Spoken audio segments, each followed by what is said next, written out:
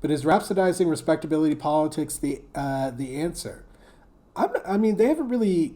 I'm not sure what answer he's getting at here. Loury seems to believe that holding on to a black identity, that there is power in that right now. There's power to heal the community, to benefit the community.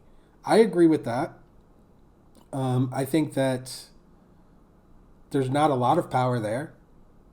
I think that in the past, when we've galvanized that power, either the American government or white supremacists, or, they're not mutually exclusive, or both, took radical action to stop it. Okay? And that's like Black Wall Street, right? Just obliterating it, razing it to the ground. So our success, and even in my own personal experience, as a black person, my success has not been met with joy a lot of times, with pride, with happiness. A lot of times it's met with anger and fear and disgust even. And that's been my experience. And so, I just feel like we're leaving out a whole aspect of the conversation, which is, what do these external influences that have been kind of tied to the land itself, how do they have an impact on, those values that are supposedly supposed to make us free?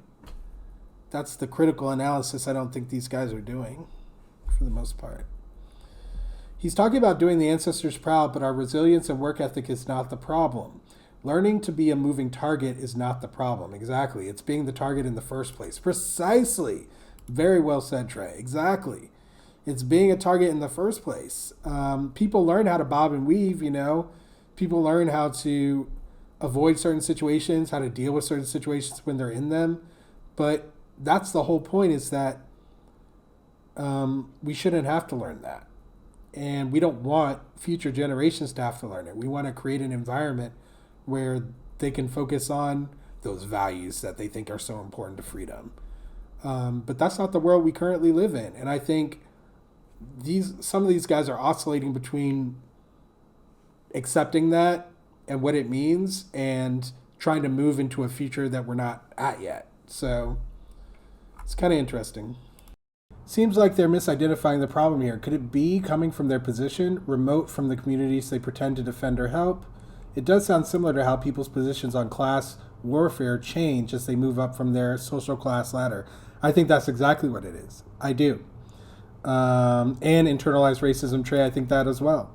But I think it's both. I think they are too far removed. I think it'd be harder for their internal racism to take hold as much as it obviously has if they were closer to the communities. So that's my personal belief.